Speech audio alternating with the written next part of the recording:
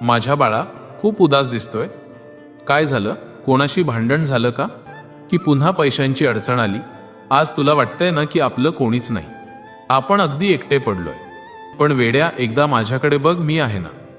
आज तू हा व्हिडिओ बघतोयस, हे तुला वाटतंय की सहज झालंय? नाही रे, मीच तुला इथे खेचून आणलंय. मला तुझ्याशी थोडं निवांत बोलायचं होतं. आज तू माझं सगळं बोलणं शांतपणे ऐक. तुला तुझ्या प्रत्येक प्रश्नाचं उत्तर मिळेल. तू किती दिवसांपासून म्हणतोयस ना, स्वामी एकदा अक्कलकोटला येऊ द्या, पण काही ना काही आडवं येत होतं. कधी पैसे नव्हते, तर कधी घरची कामं. तुला वाटतंय की तू येऊ शकला नाहीस, पण खरं सांगू, मीच तुला थांबवून धरलं होतं. कारण मला माहिती होतं की तुला कधी बोलवायचं. आणि आता ती वेळ आली आहे. आता तुझा रस्ता मोकळा झालाय.